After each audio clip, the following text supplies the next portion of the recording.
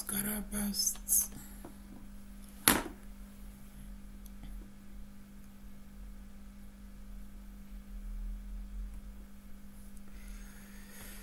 Okay, what is going on here?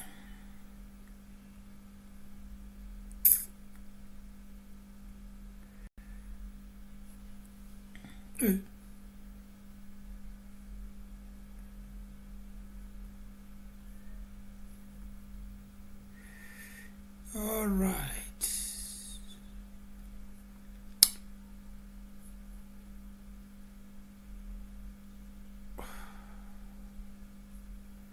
All right, something is not right here. I should be taking this out actually. Take you out, bro. Seems like you are not helping. Video, what? Let me just do it faster. I really don't know what is going on, bro. I don't know why did this thing come out. I honestly don't understand. But I think we're okay now.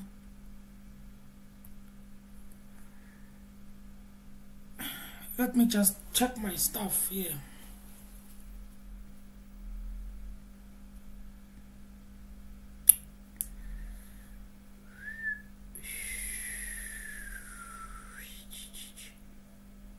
I was supposed to make it 4:30, guys. I don't know what happened there.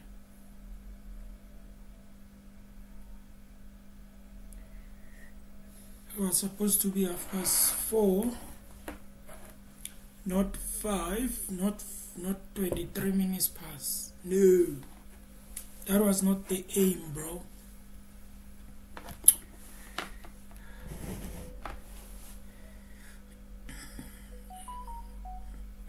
That was not the aim. My phone is slow. What is going on?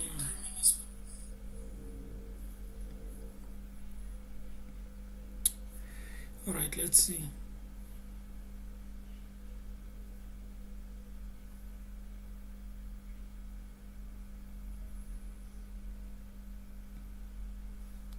Let's see.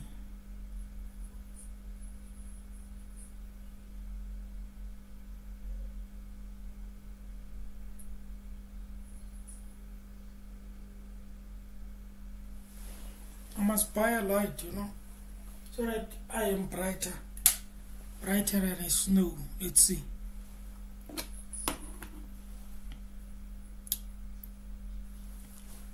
I've got my coffee here, ready to rumble.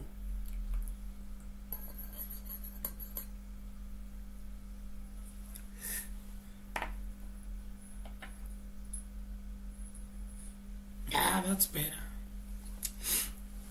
Okay, let me put it here. So, what is happening here? It's very simple. It's Mr. Tokyo Sikhwale who is going to be talking about the GNU, National Dialogue and Future of the ANC. Now, Mr. Tokyo Sikhwale, we all know him. I don't think it's somebody that you can say if you stay in South Africa. You can say, I don't know him, what. No. Everyone, I believe, knows him. A businessman, politician. I think he was in government before.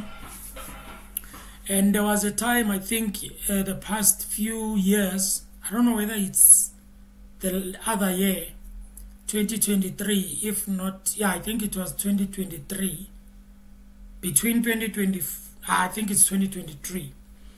Now, I might be wrong though. I stand to be corrected.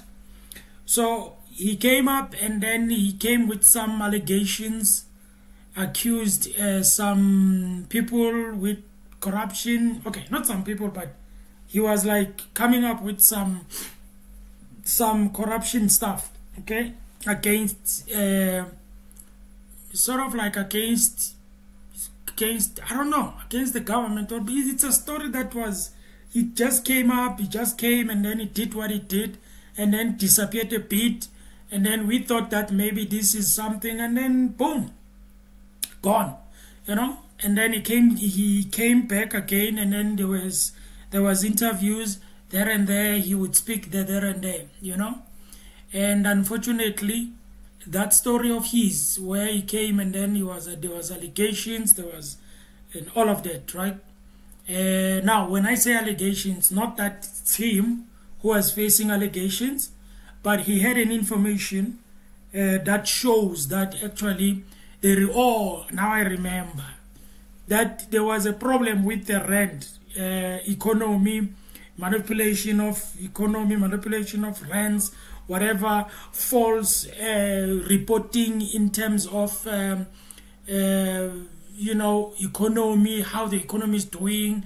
And then in other words, there were people who were making it look like it's doing well, and then, and all of that. So there was that thing that happened. There was drama. There was a press conference. He came and did a press conference.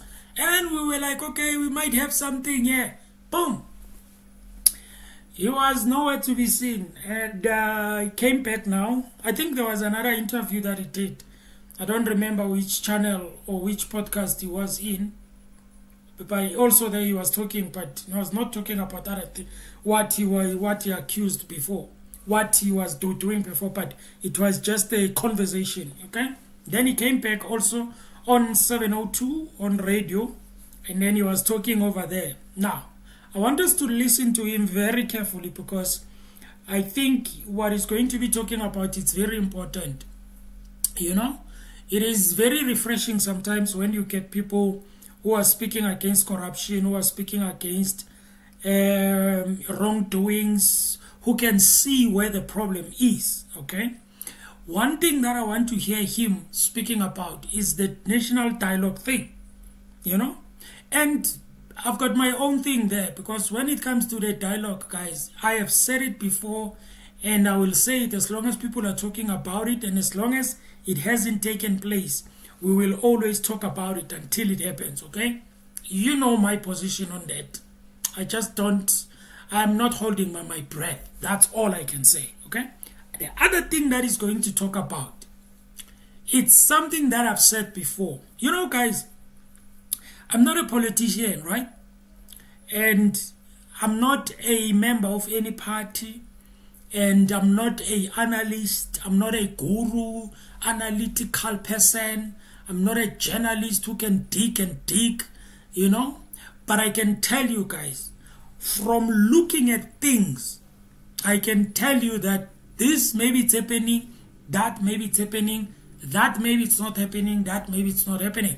I think any person who follows politics can be able to say their opinions and can be able to tell on what is happening on certain things. Now, there was another thing that I saw which I'm going to share videos of the guy. There was a podcast that happened with DJ Sbu.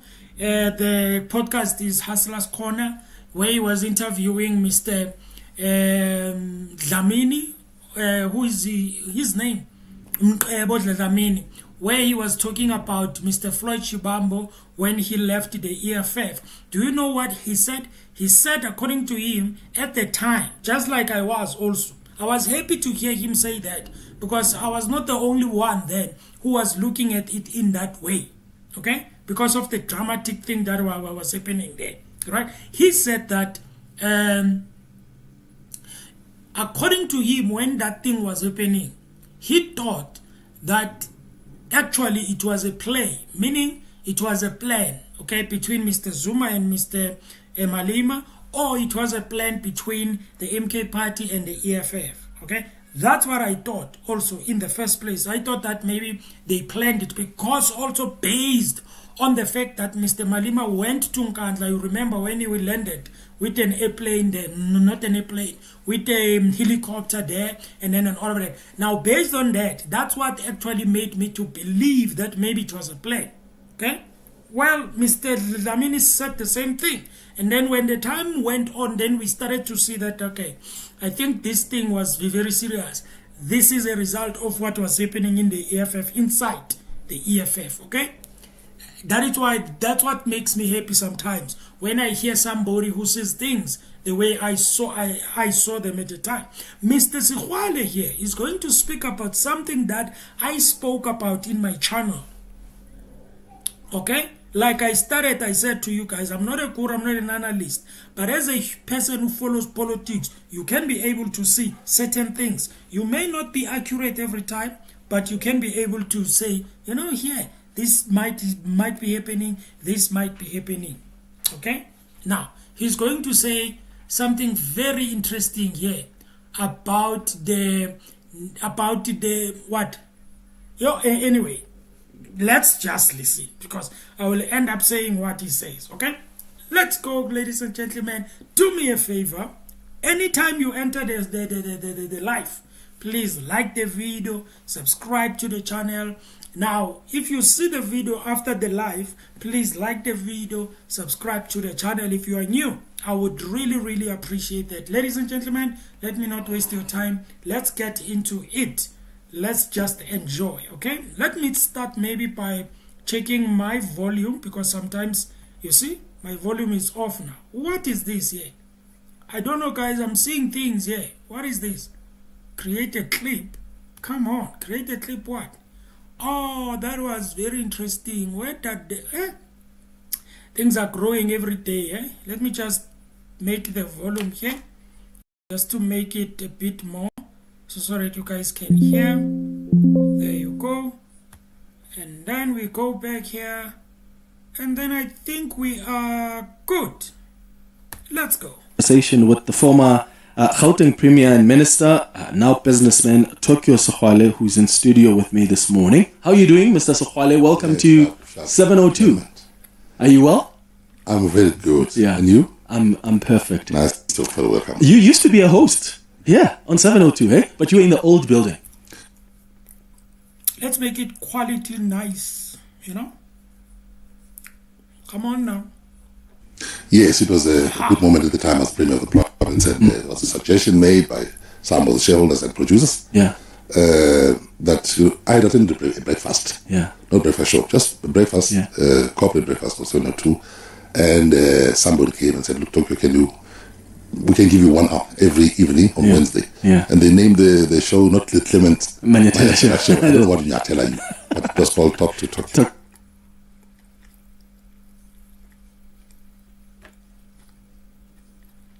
To Tokyo. That was so revolutionary. Yes, that was so revolutionary. All right, welcome back to 702. Thanks a lot, yeah. I mean, you're coming in when emotions are still...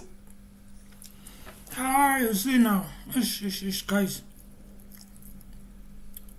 We want quality, but the quality now, it's messing up with our things. Let's just give it 720, right? 720 will do. A little bit high, because we were just talking on the open line about... Let's also take myself there and put myself there. I'm trying to not hide the faces of the people there, right? I think we're good, right? The Minister of Higher Education and what's happened in Parliament. Yesterday she was claiming that, yeah, they are taking... Why now? What is going on now?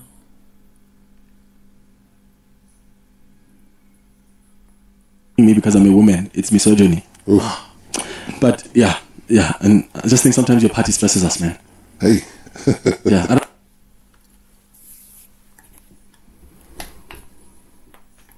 I don't know when you guys are gonna get it that South Africans just want you to do the job. Just take action against people who are doing wrong, fight corruption, and we'll be fine. There are 2 words here, Clement. I didn't come to talk about the minister. No, I'm hijacking you. Yeah, I know it's hijacked. But let me say that it's been a long while. I apologize. I think it's more than a year you've been trying to get into the studio. Yes. But finally you catch me in the streets and we're here. It dragged you here. Two things. It's well, 3. Minister, higher education. So let's go to the last word, education. You know, we have to conduct ourselves like educated people. You can't just be charged with a portfolio and you are dishing out something that is opposite to education. It's worse. Second word, higher. It's not just education, it's a higher one. We expect high performance, more accountability, more responsibility. And the first word, of course, is the minister. We tend to forget when we get to the government. You say I was in the studio when I was Premier at the time, we just set up the government in 1994. People, since then, a lot of people, it has become commonplace today, seem to forget that you're a servant of the people. You're not a boss. So we come in, I'm the boss, I'm in charge. Somehow this thing got lost. We've got to go back to basics. And the spade must be called a spade. The president must crack the whip. Okay, must crack, I repeat. The president must crack the whip. You know why they call him spineless? Why they call him names? He's not that. But they call you names because you don't act. Crack the whip, do the right thing at all times. So you can't have a minister, and I didn't come here to talk about that, but I had the emotions when I was in the car, behaving like that. Parliament is where you account. You must remember that you account. You are elected by Parliament to be a member of Parliament. You are responsible to the portfolio committees. Those committees are Parliament itself, and then you answer the way you want to. So it's like you show no responsibility, no courtesy, no sense that I've come to say, yeah, you're the boss. So maybe she has got to be reminded. Maybe she's got to put in the cooler for a while. She needs to be educated herself. And when I say the president, I don't care who the president is, happens to be Ndati Ramaphosa today. Talk to her. Talk to the nation. Take responsibility, and we should not hide behind the nation. He's waiting for more pressure to pile up before he acts, because that's... You know, the one thing that it's very important, guys, is the fact that, you see, what it exposes when the president is not responding to certain things. Okay, it exposes the weakness of that president. Okay, that means people look at how you deal with certain things and how you deal with certain people and how you deal with other people. Okay, that is why when I made the video about the DA in their press conference, I did say that I agree with the DA when they say Mr. President was not supposed to be acting as if like acting hypocritically. That means you are firing the other ones because they are in your party, you are not for firing. That is wrong. Okay, you need to do it, guys, both sides. Now, some people, they might say, yeah, but you see, this is different. Okay, now I'm bringing this in the table. Somebody might say it's different because these two people, the minister of that thing that is happening in the higher education, the minister there with the corruption thing, saying she hired somebody from their party and as an advisor, whatever, and then also Mrs. Simelane, right? Somebody might say, well, these guys, they are not charged. I don't know if they are not charged, but I don't think they are charged. Okay, and since they are not charged, there is no way, or there is no law that allows Mr. President to just fire people. Okay, that is why even Mr. Buti Manamela, the deputy president, the second or first deputy president of higher education, actually said it. He said, you see, accusations doesn't mean convictions, all right? And unfortunately, that's how it is in South Africa. But with the DA guy who was fired, the guy went to America, guys. That guy went behind the back of Mr. President. Whether the president has responded or not responded to the letter that the DA has sent, the problem is he went behind the back of the president. Okay? And then that one, guys, it's a very serious one because you are putting the country in a very dangerous space or very dangerous position. All right? And when it comes to the Freedom Front Plus, when it went to America, they went as a group. Who are you going to fire? They went as a group there. There were many. And they went there as Freedom Front Plus, as a party. Okay? And they went behind. Even also them, it looks bad. Okay? But that one, the problem is in government. You see, he's a deputy minister. You know? So it looks like the president was like, okay, I'm being undermined here. And this guy, he did something that was bigger than these ministers, which means the ministers are not charged. So let me just fire this guy because according to maybe the president, this guy can put our country in danger. Okay? That's how I believe maybe the president looks at it. Okay? The only thing that I have with the president of the country is this thing of applying my mind. He can apply his mind for the whole 4 months. That is the only problem. That is just me taking from what they were saying. Okay? Now, you may have your own opinion that it's okay, but that's what it is.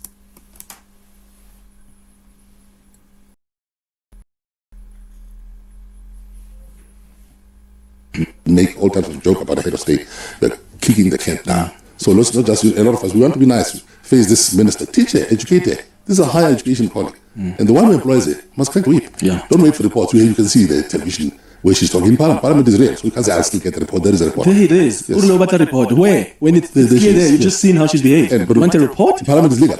Everything said there is law. Yeah. Okay. So let's talk about the national dialogue.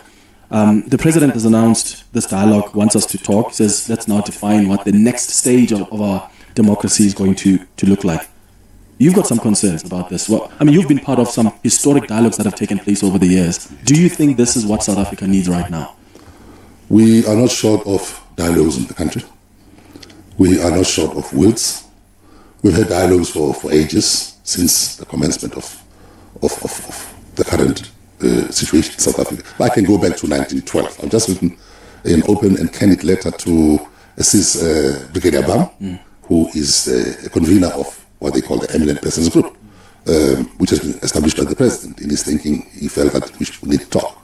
But the truth is that it was also put forward by former President Thabo Mbeki. A number of people have been playing with this idea. Talking is not a problem. In 1912, when the ANC was formed, it was a dialogue. That dialogue was in response of another dialogue that had taken place. The first dialogue was the one of the whites. It was racist. They had decided to form a country out of 4 republics: Natal, Cape, Free State, and the Transvaal. And they formed a country called the Union of South Africa. It was that dialogue. But they excluded us from that dialogue. Okay, 2 years later, after 1910, we dialogued as black people, responding to that, to set the stage of what kind of South Africa we need to build. The ANC was formed. So that's the first dialogue. Fast forward to 1943 years later, 1955, another dialogue. This time to go forward more than 1912, to say exactly, in exact terms, what type of a state you would like to establish. The people shall govern, share, land, all those type of things, education, health. That's the Freedom Charter. They banned us just for dialoguing. And that dialogue was about an inclusive South Africa, when theirs was exclusive of 1910. And they formed a republic through their own dialogues in 1961, changing the country's name from Union of South Africa to what we call Republic of South Africa. They forced us underground. We took up weapons again. Okay? And of course, we forced them back to the table for discussions in 1994 or 1991. We came with the process of the convention, CODESA. That one was a very serious one. Watershed, because it resulted in formation in the writing down of the Constitution, the one that is governing us right now. So we've had dialogues in the past. The problem is not, of course, National Development Plan itself came as a result of dialogues. There are many other dialogues that have happened, not just nationally, but sectorally, in different parts of the country, different sectors and so on. The problem is not dialogues. It is implementation of things that we're dialoguing about. Implementation, and executive, more implementation. Before we speak about it. Okay, listen. I love this, man. I love this. Oh, man. It makes me excited to hear somebody speak what I've always said when it comes to the dialogue thing. Let's start where he starts, where he says the dialogue, there's been dialogues before. Now, according to where I am sitting, the previous dialogues, I can understand them. I can take them, okay? They were necessary according to the purpose of the time. All right? Remember, at that time, there were no systems. Okay, there were no systems that favors the black people. They were supposed to put things together. They were supposed to agree on things. They were supposed to put whatever and whatever. So those dialogues, they were necessary in terms of the purpose of the country. We are from apartheid. There was a dialogue of white people which was racist. So they had to do their own dialogue to counter the dialogue that was done by the white people, which was necessary and very important and purposefully. Right? That is where I am coming from. Then the other dialogue that they did, all right, It was a dialogue which was also necessary according to that time, the purpose of that dialogue there. Okay? Now, you are thinking about this dialogue that we are going to have right now. The problem is, the dialogue that you are going to do now, right? The systems are already there. There was a lady of the EFF in the video that I have reacted to the live I did. The lady that was very disappointed with the presentation of the Department of Communication. She said that South Africa we should declare, or South Africa should be declared as a failed system, right? What are we going to dialogue about? Because the systems are already there, they are already in place. Are we going to dialogue to take out the systems? We cannot. Because some of the people who will be there in that dialogue, when somebody suggested and say, let's have a new system, let's take out this system that doesn't work, a broken system, they will say, no, we cannot, because we're going to have to start afresh, and some people, they might run away with their monies. You see? That is why I don't see a point of this dialogue thing. I think Mr. Mbeki, I respect former president. But it seems like he's the one always who comes with the dialogue thing. Guys, I don't care who you are.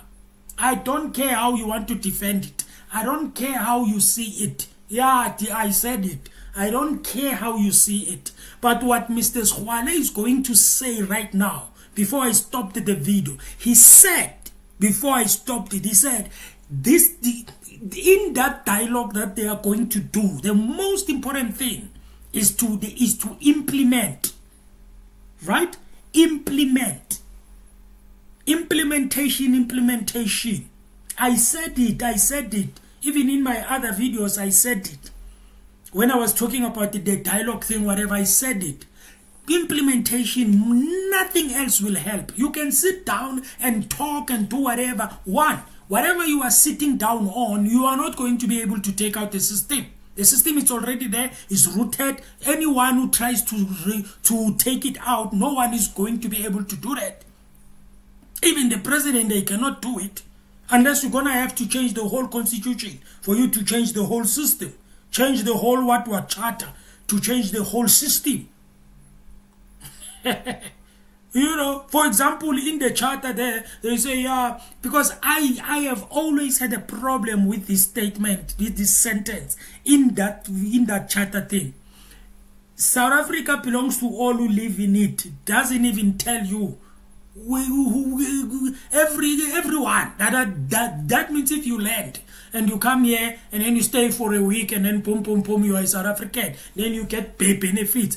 Of which there's, oh my goodness, guys, I really don't know, okay? But when it comes to dialoguing, according to me, the dialogues that were in the past, I would have accepted them because they were very necessary and purposeful. But right now, for what?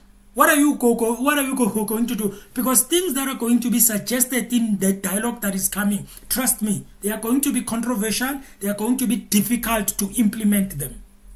Just like what Mr. Nkantla Lux actually said on the other podcast. He said that, yeah, we need to tear down all the township, okay, and make them to be places of, I do like the idea, but there's going to be consequences if you do that. Consequences of whatever consequence it could be, all right? Because you're going to have to start afresh and stuff like that. I don't know where does that idea came, but as much as I love it, I don't know if it was realistic. I love it so much, unless we all decide to say, we are doing it, all of us. Whatever consequence, we are taking it. Just like that guy who was in a podcast of Mr. Penwell, who was speaking there. He said that if South Africa wants to change everything, publicize, in other words, make everything state-owned,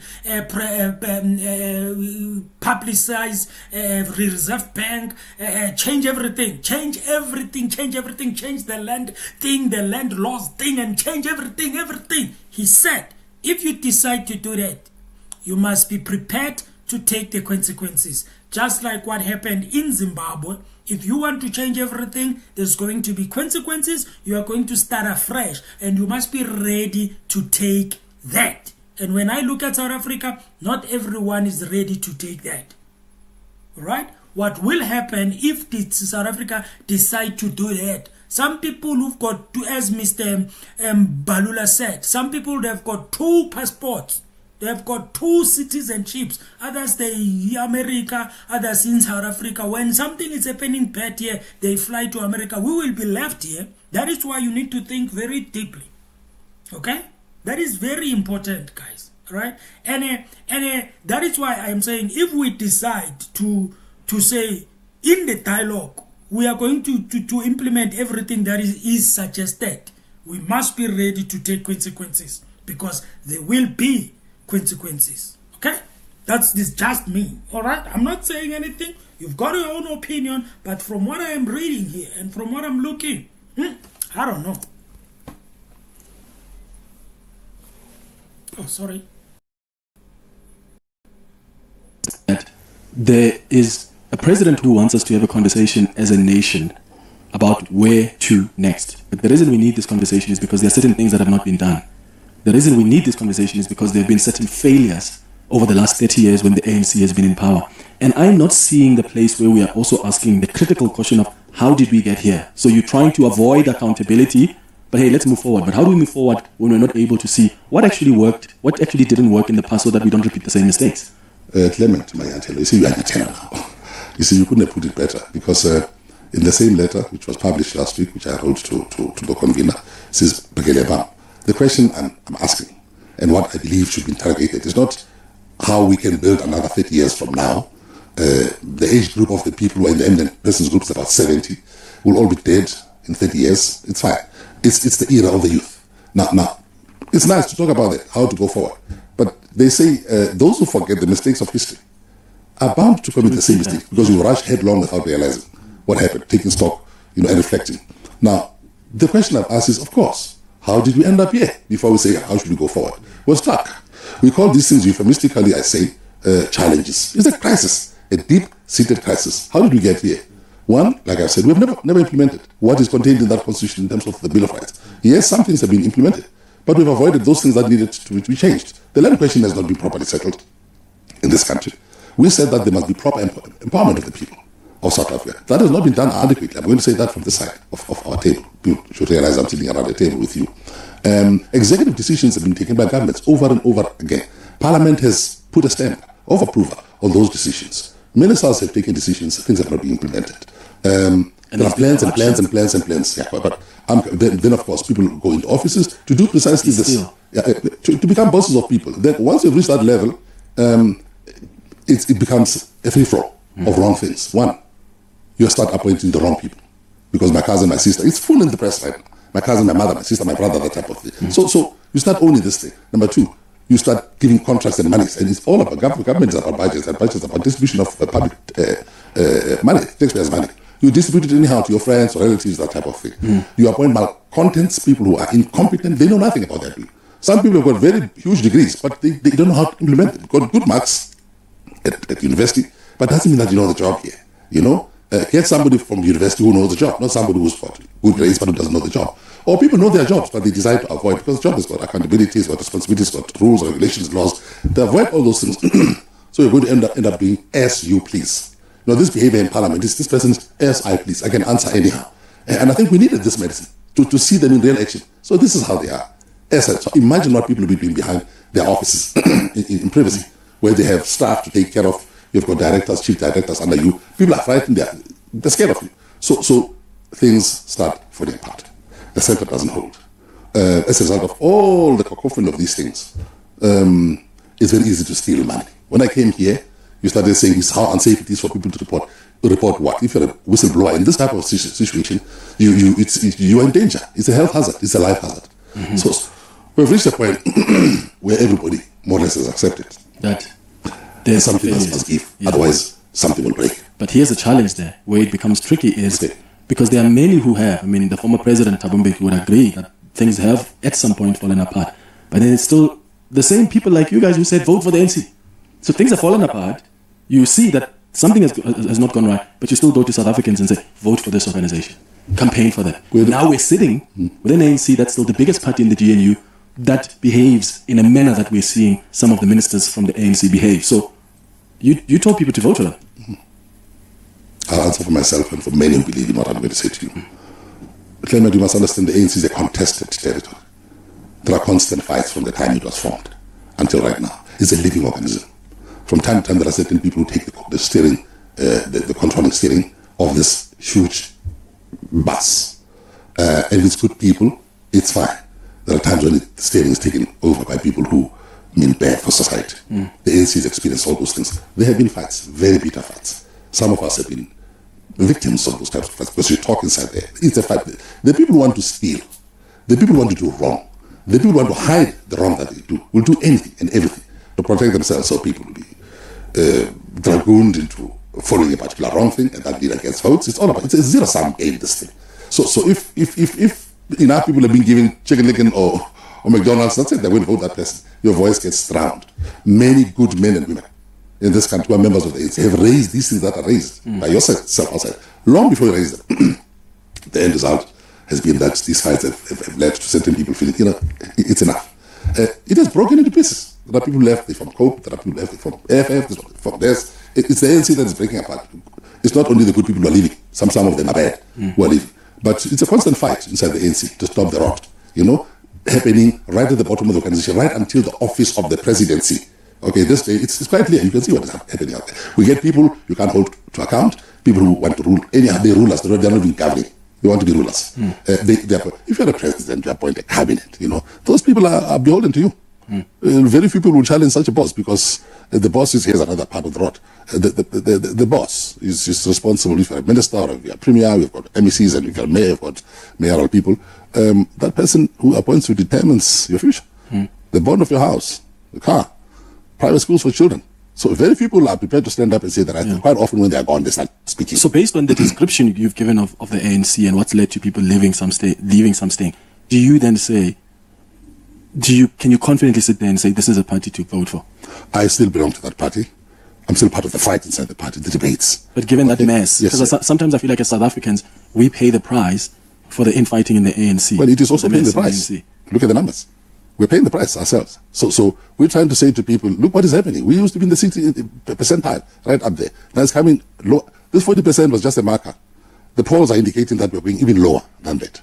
Okay? So it's a question of at what stage does this thing give? We're trying to save this organization. You think it can still be saved? Well, there's been talks about renewal and so on. Even that, they've been talking about that for even that 10 renewal. years. Yeah, I understand. Even that renewal itself, if people who are in charge of renewal, like I said, if the arsonists want to return as fire brigade leaders, which is what we must be careful about. This isn't that the case with the dialogue? Yes, arsonists absolutely are returning to the crime scene as the fire brigade team. Yes, from the tattered clothes of the one who started the fire last night, returning dressed up in the bright and flashy uniforms of fire brigade people. So we've got to be very careful that this dialogue must not be led by people who, in the first place, are responsible for the causality of the problems. So that's what I'm saying to Brigadier Bam.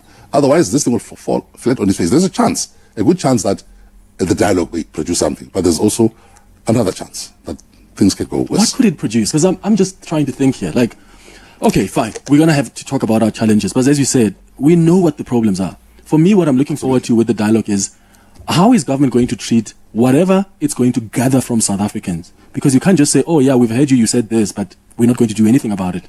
And how are they going to rationalize that in parliament? Because, and I use the same example all the time, if South Africans say, we want the death penalty back, again, you've opened the door. You said, let's talk. Are you willing to take the risk to implement what South Africans want? Because you must still go to parliament and advocate for, okay, the majority of people have said this. Or is it going to be a matter of, as the ANC or as the GNU, we must still sit and say and pick and choose what is better to implement, what is not better to implement? Fortunately. Oh, man, I love this guy, bro. I love Clement Manyatela. You know why? Because this guy, when he asks questions, he doesn't just ask questions. Unless maybe there's some controversy, drama, just like when he was interviewing in Ntamolo Ndlela, that is a straight one, because obviously there was a problem that was happening there. And then he had to ask questions. Hey, well, what do you say about what Mr. Shivambo says about drug thing, whatever, you know? But here, he's asking questions that somebody who is sitting at a corner somewhere in township may ask about the dialogue.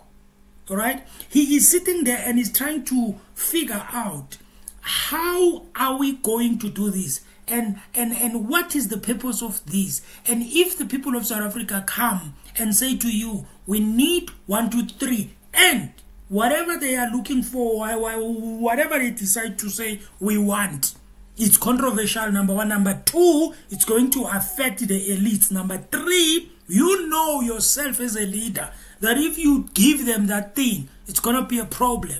What are you going to do? Are you going to tell them in that dialogue thing, conversation, and say, that one is going to be very difficult, eh? They will ask you why. But you called us here to ask us. We are telling you, we want death penalty. What are you saying? We want it back. And they agree we want it back. What are you going to do? We want the land right now. Let it 1, 2, 3 they give you. What are you going to do? Are you going to do it? But if you are, it's going to be the same thing. That is why I'm not holding my breath. I'm not holding my breath because it's going to be the same thing. Because it will tell me, because what other thing I'm asking is, and I think a lot of South Africans are asking themselves, what is it that you think you can do now that you couldn't have done in 30 years? What is it that is going to come out from this dialogue thing? I like the way he asks questions, which are very important, practical questions. Okay? I don't think people who are organizing this thing of dialogue, they thought about that.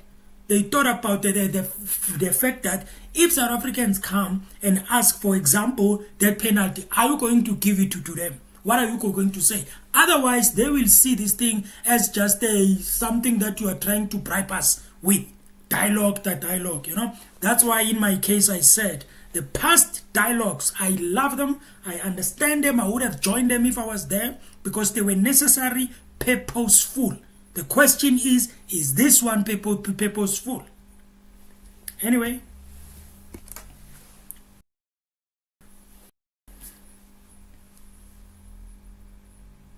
Come on. Best thing. It's not the best thing that you want. If it was according to me, why should I dialogue? Let's implement what we've done. But because they've come with this thing, don't be a spoiler. Let's find a way of going to direct this. Like I say, we're going to go there to make sure that the arsonist who started this fire last night doesn't come back as a well-dressed leader of the fire brigade today. That's very, very important. They are, though. But we're going there. Also, it's not a country that is absent or void of the basics. We have a constitution. The dialogue takes into account that there is a constitution in the country, and it is going to form the basis of a lot of those discussions. So we're not discussing in a vacuum. This constitution has got all sorts of rules, regulations. It's got sections which are dealing with human rights. It can also be changed. Yeah, right? Of course. Especially if people say crime is a big thing, JBV. Let me finish the point I was making, Clement. That's the foundation, the basis upon. We are not standing in the street and starting something new. I agree with you. There is a constitution that must guide. And say a lot of things which are there in the constitution. They're so powerful we should have done them. So the questions are going to be how to get here. Why were these things not done? Of course, second is whatever is going to be discussed there must find some way of being legislated. And the government must be held accountable to that. But of course, the dialogue itself doesn't have power to force a government. That's why it's important for the government to be part of that thing, to give us an assurance. As this thing has been established by the president, so he can't run away from this one. He established this thing, the government-led thing as well, or government participation, not led, so that the results of those discussions must find expression in implementation in some kind of law legislation that's going to be passed related to that. Coming to the point that we've raised, this dialogue is a risk. It's a risk as well. It doesn't mean that everything's going to be hunky-dory. People can come again with the death penalty. I was in the death cells. I understand this thing. They say, let this thing come back. So we've got to in relation to the constitution, how do we see the because it's weird to, and by the way, I don't agree with the death penalty coming back, but it's weird to open the door and say, we genuinely want to hear where you think this country needs to go. And when people tell you where they think the country needs to go, you say, oh no, that's actually not going to work because it's against our constitution. But you've opened the door to say, I want to hear you. We assume, the assumption is that what is in the constitution arising out of the dialogue of 1984 is good. Unless we're saying the constitution is a bad thing, then the discussion must Some be. people believe there are weaknesses with our weaknesses. I accept, so people can come with those things, but as long as the dialogue is not overthrowing the constitution, yeah, absolutely. It's not like the apartheid constitution, all of it had go, all of it. This time we've got a good basis. 90% of this constitution is good. There will be other things. The risk we are taking is that other things will come. Therefore, we've got to advise one another about the constitutionality, the correctness, the advisability of those things. So that's the risk we are taking. 700 million rand is what is estimated here. You know your comrades. They will always find any opportunity to steal. I'm already worried because we're heading to the elections now. If history is anything to go by, oh my goodness. The 700 million rand that's estimated is going to go to the pockets of some politicians. In the same letter I've written to Brigalia, I quote a philosopher, it is Hegel, the German. History teaches so many things, but history also teaches that human beings learn nothing from history. The 700, people stole from funds which were kept for Mandela's funeral.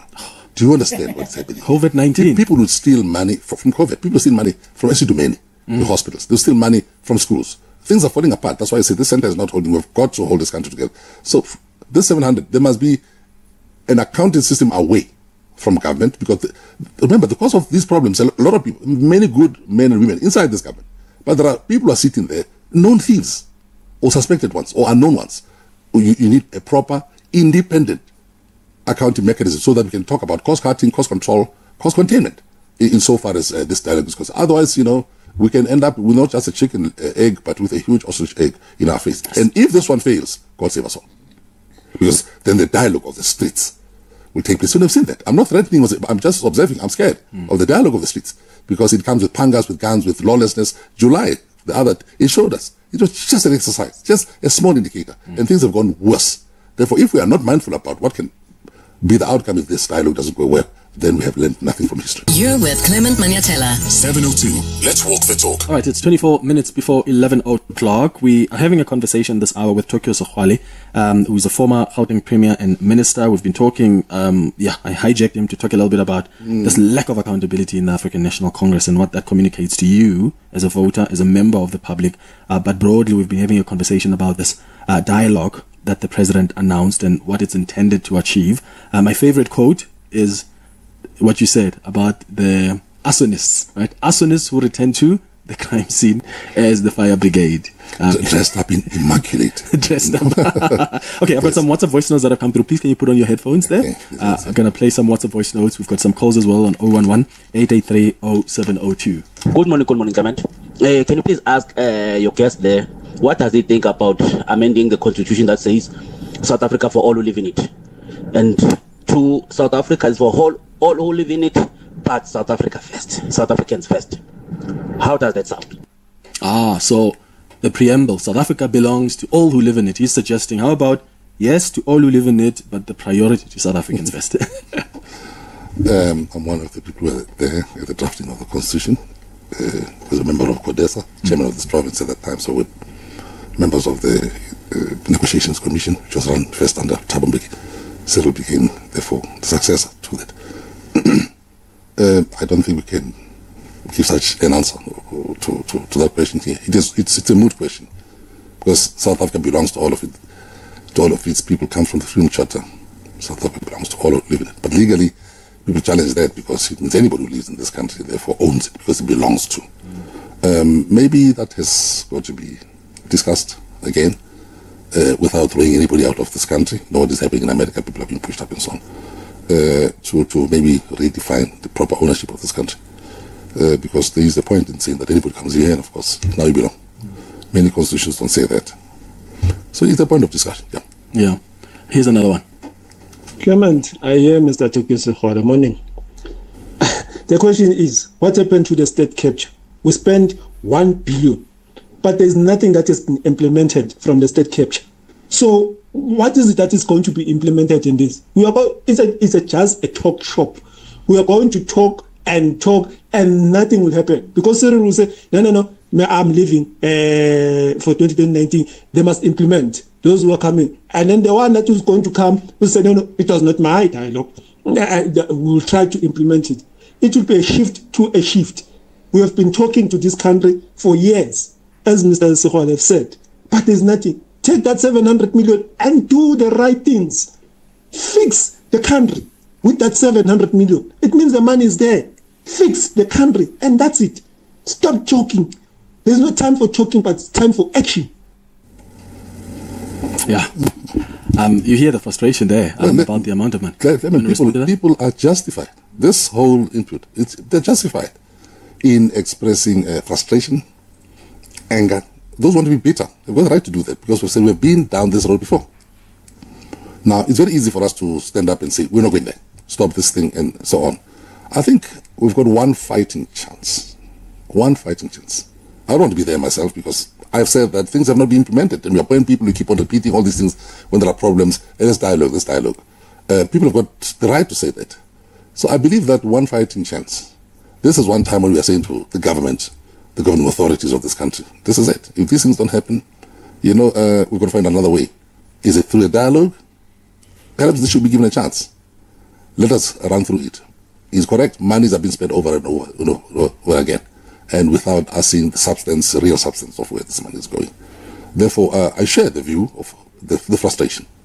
And he's right, of course. The president is an outgoing president. He's in the departure lounge. Just establish this thing. It's like kicking a can down the road. Of course, he won't be there. Let alone the 30-year plan. We'll all be dead, and we think that we can do things for the youth. That's why the driving seat of the dialogue must be led by the youth. We must be champions of the youth because it is their future. It is their future. So let's stop fooling around here. I mean, the NDP, we've missed all the targets. It's all there. All the targets of the NDP. It's all there. Okay? It's all there. The NDP, I mean, how much has been implemented insofar as that is concerned. But coming back to the Zondo Commission, sadly, over 90% of the people mentioned there come from my party. So it comes from my party. All these malfeasance, all these malcontents, all these people who are fingered as potential criminals come from my party. It's a sorry side. But they say something. It's not the journalists who are saying this. It's the judge. After a process of people presenting, and they come to the conclusion that the problem is here. So if you go down 40%, don't be surprised in the streets. It's real. Face this thing and the numbers are coming further down. So I'm saying, whilst the ANC has got its own, we have got our job to do insofar as whatever we can renew. Let's also not postpone the issues of the nation, of the nation on behalf of the ANC. It's the elections next year. Are you going to be telling South Africans to vote for the ANC again? ANC must not try to solve these internal problems through this dialogue. People will see it, and they're already voicing their opinions insofar as that is concerned. I want to repeat, like Mandela used to say, there are very good people. This is an organization of good people. Let me tell you who are members of the ANC, who are not corrupt. They are there, they vote, they believe in this thing. It's you, it's a teacher, it's a nurse, it's a petrol car attendant, it's a taxi driver. This is us. I was the leader of the ANC at national, at provincial level. These are these people. That's the ANC. They've done nothing wrong. It is from them that things are being done. Therefore, there are malfeasance. There are malcontents inside the ANC who protect one another. They'll do anything. So why must those people who are honest then keep the organization? That's why the ANC must renew itself. But they failed. Well, 10 years. 10 years have been talking about renewal. The more it fails, the numbers. Have you seen it? So what I'm asking is, next year, are you going to go out in Soweto again with Thabo Mbeki and Kgalema Motlanthe and tell South Africans, vote for this party? When you have seen their attitude, when you have seen what's broken about the organization. Because people listen to you guys. Like, I know of people who, when Thabo Mbeki stands there, the former president says, give this organization a chance. They love the man so much that just on that word, they're going to do it. And now, the same former president will come back and is frustrated by the organization, and they're left with, oh, but he told us to vote for them. And here we are now. And I'm not saying this to decampaign the ANC in any way, because I say this about the DA, I say this about many other organizations. I'm just, right now, we are talking about how things have fallen apart. Would it make sense for you to go out to the street then and say, vote for this organization? The next General Council of the ANC is coming. I think we have got to go back to basics and say exactly what you're saying. You will now expect us to go and vote for these people, for these Zondo people. We'll talk it there. If renewal is going to be a renewal, then we must face the facts, call a spade, and people should realize that you can't expect us to go. That's why the numbers are not just coming down. Leaders are also beginning to realize that it's a lost cause. But I want to say, the ANC, the majority of the people, they're not a lost cause. That's why the ANC must take a knee and bow down to the views of the people, as it has always done throughout its own dialogues in 1912, 1955, and so on. The ANC must come to terms with the fact that, you have been given enough of a rope. You're going to hang yourself. So the point is, we're going to the next conference of the ANC, where these things have got to be spoken in real. Don't just throw these problems into society and say, let's dialogue ourselves. You dialogue yourself. So the ANC, you're the arsonists. Yes, maybe there are lots of they are the arsonists. No, not all of us, but there are arsonists. But in my party. Which party was running this country for 30 years? Let's not. And now they say, hey, let's talk. Let's leave semantics. Of course, I agree with you. Give me a chance. I agree with you that lots of the arsonists, that's why I'm saying, Who has been the governing party since 1994? That's what this dialogue is going to have to do. Read the letter I've written. Yeah. Let's find out how we got here. And what I didn't ask is the following question. Let's find out who got us here. I'm asking that question in the letter. I say I'll avoid the question of who got us here in persons, because it will add more heat than light. We need light during that discussion. And it's not going to help us much because some of them are gone. They're in other parties. And the ANC has always believed in what? Collective responsibility. All those things will have to be interrogated. Yeah. Who do you think we can't risk our lives, our future, our youth, everything has been risked. And continue to risk this thing and not take into account what people are saying. Yeah. I'm saying, Clement, on this point, you're not the first person. You're not the only person saying this. The percentages are talking exactly what you're saying. Therefore, if you don't learn from the mistakes of history, you're going to go into the errors in the future. Musibiadi, you're calling us from Roodepoort. Good morning. Yes, good morning, Madam Major. Good morning, ladies. I'm just concerned about our ruling party. Ne? We had our previous president, like Mr. Mungatembeki, ne? And the life. We all know that already was an economist, and our economy is in tatters. We all know that. Why can't they swallow their pride in that because I feel that our ruling party is in the darkness. We are in the wilderness because of them. They are all in the wilderness. Can they must swallow their pride, swallow their anger? Instead, Baba Dika last night also vote about vote. Instead of Baba use to task the second Sahor Baba to shape this economy. Baba revolt. And this 700 million dialogue is a waste of money because of now. These people don't listen. They don't have receptive ears. So, how about their pride? But because our economy, we are in the wilderness. So, who's going to be the Moses? Thank you, Mam Musibiadi, for your call in Roodepoort. Who do you think is the Moses who's going to lead the ANC, as Mam Musibiadi say, out of this wilderness? Let's look at the future now. Petrus Motsepe has been mentioned. Paul Mashatile is going to definitely run.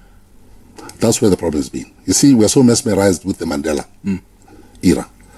The one man who came out of jail, the one who released Mandela, he comes out. And we believed in him. We drafted all types of laws thinking that presidents will always be like him. Biggest mistake. No one man will save this country. No one man has ever said, this is not even Hollywood, it's just a script. No person, we're talking about humanity. There's not one person. And I remember when Cyril Ramaphosa came in, some were saying, yeah, he's a billionaire, so we're safe. Talk about billionaires. The point is the following. You are right. This collective thing, it should not just be a semantic. Should not just be mere talk, collective leadership. It's nonsensical if it's going to be collective leadership and yet we all bow down to one person and hope that he'll... You see, whether you are a billionaire, whether you are what, let me tell you something. When you get to politics, right? When you get there, immediately, there are people who've been there for a long time. They are going to sit you down, my guy. And I can tell you, they will tell you straight in your face, listen, we understand you won and blah, blah, blah, blah. But here, this is how things are done. This is how things work. Okay? And they won't even care that you are a billionaire. They won't even care. Remember, guys, South African politics is not like the American politics. You can see Trump is doing what he wants and everything, but here it's not like that. According to me, it seems like when you become a president, they sit you down. They will like, if you dare do 1, 2, 3, if you dare touch this one, if you dare move this, if you dare change this, if you dare, we will have a problem with you. I can tell you. Especially in South Africa. Now, he speaks about Mr. Motsepe. Mr. Motsepe, even if he can come in, maybe in terms of the administrative, whatever. But when it comes to changing everything and making, it's not going to happen. It doesn't happen. Any person who is in these parties, immediately they become president. Trust you in me. Trust you in me. That is why even we with Mr. Zuma, when Mr. Zuma was a president, and I'm not saying he didn't change things. I'm not saying he didn't do things. He did, perhaps. Okay? But I believe there were things that were blocking him. Even though he wanted to change things, do things, there were things that were blocking him. I'm sure that they tell you, we understand, my guy. We understand you are president, you have been chosen by the people, blah, blah, blah. But this is how things are going to happen. first place that happens is in your party. Did you see when Mr. Zuma tried to take out Mr. May his soul rest in peace, Mr. Godan, Pravin Godan? Did you see what happened? Did you see what happened? He had to bring him back very quickly because that's how things are. You can sit there and think that if I can be a president, I can change. It's not easy. It's not easy as that. They will tell you these are the systems that are working here. This is how things are done. You're a billionaire, we know, but this is how things are done. Okay? And if you want to stay long here, you better behave.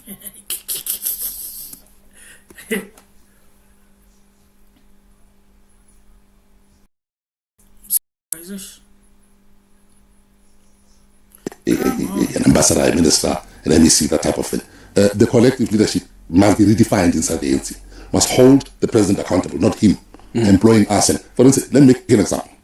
We must put an end to the president from the NEC, National Executive Committee of the ANC, having members of the National Executive as members of his cabinet. Your National Executive must hold you accountable.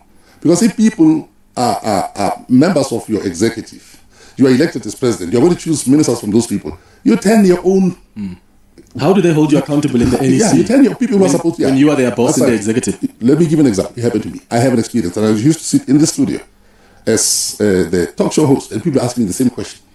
When I became premier, Maribet, it was funky. It was so nice. We have so many people who were very, very powerful people who were members of the cabinet here. Some of them, a day after I was elected, after saying I will be the president, I accept, started remembering my birthdays, my grandmother's birthday, my daughter's birthday, and people were very critical along the road of this good organization. They stopped. Because you know what? Then I realized his car, his blue light, I never had one. His the money for private schools, lifestyle, title, Your Excellency, Your Honorable, they belong to me. The food in the fridge is mine. People change. I called them and I said, you've changed, comrades. You're no longer as open as critical. I'm telling you the truth. You're no longer open. I have people like Ben Foking, Jabum Leketi, Jesse Duarte, Paul Mashatile. Because it's a new cabinet, I didn't know these people. There were a lot of good people there. But some of them started changing because power and money power changes people, takes away their views, and people don't at meetings. Every statement starts as the premier was saying. Then as a minister, as the minister have said, the president, as the president, people are just, rubbing their fingers. And it's a culture that's been created in the organization. So I'm back. How do you solve that type of a thing? The national executive of the ANC must be the boss of the president, because the president is from amongst them or whatever. Hold that person account. He can't employ us, but they all want to be next to him, and then you can meet a million times, it will get nowhere, because you cannot even hold the current president accountable for some of the things he's suspect for, because the party will rally around. 8 minutes now before 11. You're with Clement Maniatela. 7:02. All right, so it's 6 minutes before 11 o'clock. We're wrapping up our chat with Tokyo Sexwale, who's in studio with us this morning. We've got some messages I want to go to in a moment, Mr. Sexwale, but I asked a question earlier. You didn't respond to it. Paul Mashatile, is that the president the ANC needs? Is that a question? The ANC decides in line with its own decisions. What do you think? What I think doesn't matter, I want to say. Because I would like to point out who I may want to be the president. It's not for me to make that decision. It would be wise to steer clear of that controversy. What I have said in public, talking to a show of the young man, Mbofu Sizwe, was to say that the ANC must avoid this ruction, this disruptive way, catastrophic way of replacing president. Since Polokwane, president comes, throw him out. That's happened to Tabo. Zuma didn't finish, throw him out. I said, avoid, we are destroying the ANC. Avoid this thing of kicking people out. I said, Ramaphosa, you can't kick him out. Let him finish his term. He's an outgoing president. And I said, therefore, it means that the man who's in the arrivals lounge is Paul Mashatile. People thought I'm nominating Paul. I'm not. He's in the arrivals lounge. Cyril is in the departure lounge. Now, Paul still has to catch the next flight, the final flight from that arrivals lounge to the presidency. It's up to him. So if he's good enough, let people put him up there. But if they feel there are issues around him, he must stand up for himself. And he's a subject of debate. I'm not influencing anybody right now. Maybe he should be the choice. Who knows that? But the ANC will choose its own leader. However, it must have the numbers to go to Parliament, because finally Parliament must give a stamp of approval. If it doesn't have enough numbers, it won't get that president. What do you think of Petrus Motsepe? Well, Petrus... Some are mentioning him as a possible I've seen that. I don't know if he's interested in that because when he was in Davcock in the past, he did make a statement that he doesn't want it. Yeah, that politics for crazy people. He says, I'm not mad. You see, so, was he wrong? Perhaps not. So I've not heard him speak in public to say he wants the job. But in any case, we've got to go through a number of processes inside the ANC, in the DA and so on. So the president will not necessarily have to come from the ANC. If the ANC wants the presidency and the cabinet or the next government, a strong government, to come from amongst themselves, clean up your act first. Otherwise, the numbers are talking. I'll keep on saying the numbers are talking. People are talking, and the ANC must learn to listen. So it's not about the national dialogue only, it's about your dialogue yourself. If you don't dialogue that, I'm sorry, it will be the end of the road. But let me ask you this way then. What kind of a leader do you think, because you've spoken about how things have fallen apart, what kind of a leader do you think can at least help the ANC reshape itself? The leader must be sensitive. The kind of leader must be held accountable first. There must be systems, not him. It's uneventful for me, the type of a leader that we have. I'm not impressed by that. We have been impressed by all these things in the past that has not worked. There must be systems that hold that leader, whoever he is, accountable, so that we can put him up there and remove him the following day. If we don't have that power, then you are stuck for 5 years. Secondly, there must be somebody who understands where this country is going. We need discipline in this country, firm discipline. Things are falling apart. We don't need sweet talk anymore. We need people who have the interest of this country, respect the constitution, the law, respect the people, and understand that you're a servant of the people, not their boss. We'll need discipline from it. How critical is that NGC going to be? I don't know. It will be as critical and as good as the people inside there are prepared to say the things that must be said and change the ANC from inside. Do you attend these things? I do. Will you speak out there? Invited. Of course, we'd like to. We'd like to. If people wanted to come. Because if you're saying the NC is at a crossroads, this is, I would imagine then that, I mean, now you shouldn't even care about will they like me, will they not. If you care much about this organization, here's a chance for you to play a role in trying to save it. If at all, it's even possible to save it. If the ship hasn't sailed. So much I've given my life to this thing as a youth person. To be on Robben Island for so many years and the death cells where I'm with Pretoria, I'll be visiting that place today. It's it. And to have gone out for it. I said my father's house is on fire. That's what I said last year. Let's campaign for this organization. But we've got to think twice now. The ANC must begin to listen to us. And you know, if they don't listen to me, the numbers are talking.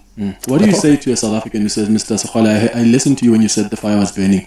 Let's help put out the fire. And I tried to help put out the fire, but I'm now disappointed. It was only as a result, they're disappointed in you. No, it was last year with the ANC was campaigning. Yes. Okay. So someone says, listen to us now. He says, but I heard you. And I actually voted for them. Now I'm disappointed looking at their actions now. And as a result, I'm disappointed that I shouldn't have listened to you. What do you say to someone like that? Maybe I'm more disappointed than that person. Maybe I'm also more disappointed than that person. But the fact of the matter is I'm saying there's a huge percentage of our people who still believe in this party. We can't lose them. And I don't want to blame those people because of actions of some few malfeasance and people who are having criminal intent. Therefore, it's a very dicey situation. It's because the ANC has been so prevalent, so influential in the politics of this country. I'm not asking for anybody to vote for it right now. All I'm saying is that the ANC must vote for itself by rectifying the wrongs inside the organization. Then the people vote for you.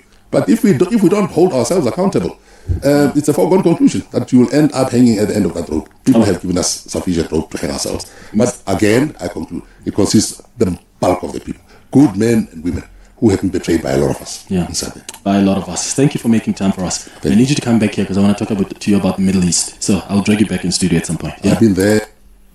Ladies and gentlemen, thank you for watching. And I don't know what do you think about that interview. Very interesting. Mr. Manyatela was not holding back, was not playing around. He was asking very serious questions.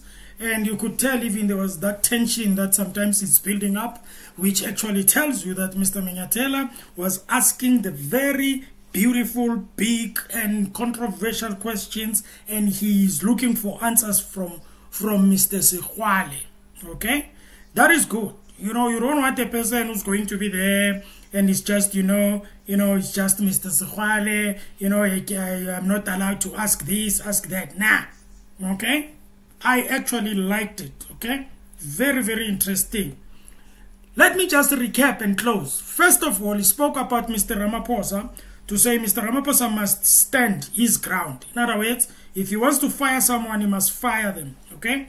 The ministers, they must know that they have got a boss, okay? Not a boss, in fact. They have got a leader that they are accounting to. And their behaviors, they have to be accordingly, okay? And he was also speaking about the fact that Mr. Ramaphosa, he could have dealt better with the situation of the Minister of Higher Education. That's number one. So he needs to be very aggressive. And also, he was against this thing of saying Mr. Ramaphosa is saying he's waiting for the report and blah, blah, blah. The report is in front of you. She was speaking there in Parliament. You should have seen that thing. That's a report. But unfortunately, guys, when it comes to politics, it doesn't work like that, right? Yeah, it doesn't work like that, unfortunately. All right? Unless you are going to, I don't know. But it's very unfortunate that you can't just say fire, fire. People, they have to state their case first. And okay? But I think Mr. Ramaphosa also, he must be very active when it comes to interacting with his ministers. You don't have to wait for a letter. Call the person. Drive where you are. Come here. I want to talk to you. Okay? Or maybe he's busy. Maybe he's attending parliamentary questions and answers. Okay? Or maybe there is an engagement there in Cape Town. You just call her, hey, come, let's talk. If he's in Pretoria, it's even better. You call her, come, very quick. You call them as their person who employed them. Come, run. And then she comes and then you ask him what is going on. We just see, you show the video. Why did you respond this way, this way? Be in touch. Hello? That's what I'm saying. All right, and then Mr. Skhwale goes on and speaks about the dialogue. Well, he agrees with the dialogue. He likes the dialogue. That will mean also he mentions about the past dialogues, which I've also said something there, which I think I understand all of that. But this dialogue, he says, well, it might help. Maybe this is our last hope. That's what he says. I don't know whether it will be a hope. I'm not holding my breath, as I've said, and I will repeat that every time. And then it goes on, and then it talks about, I think, the ANC, and all of that. So you can go and watch the whole interview, ladies and gentlemen, and you can comment in the comment section if you've got something to say, and maybe if you agree with him in certain things, and if you don't agree in certain things, you can also comment in the comment section. Please don't insult each other. Don't be whatever here. Please respect each other's opinions, respect each other's views, okay? This is just to react to what he has said. You've got your own opinion. Respect the other person.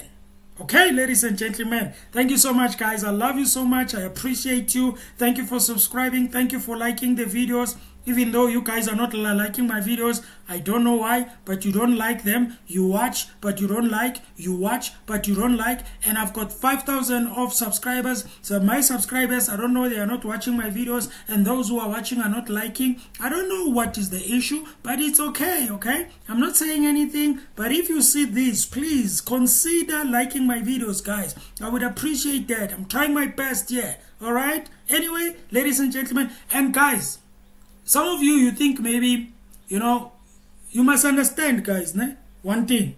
The day I'm going to give a giveaway, all right? I'm not just going to do it and be like, yeah, if you come here, you get a giveaway. I'm going to look. I'm going to dig in the comments and dig, and I will decide who gets the giveaway if it happens. Because you guys are not liking my videos. And I can't make a giveaway if you're not liking my videos. Guys, the most important thing in this YouTube thing, if you want to support any person, like their videos. Even if you don't watch the whole videos, like them. At least like them. Because at least you are pushing their videos to go as far. Even if you didn't watch the whole thing. Okay? Just like it. That's all that is from my side. That's all I'm asking for. Just like the video. That's it. Okay? Don't have to share then if you don't want to. But at least the like button is in front of you. Immediately you open the video. Just watch a bit and then put that like button so that you don't forget, liking. Alright? And when you watch the whole video, it does help also. Okay? The whole video, it does help because there are ads in between. You get my point? And if you can watch the ads. You don't skip them. You watch them. Okay? Until the end. And then that's it. That's the support I've always wanted, guys. That I will always want from you.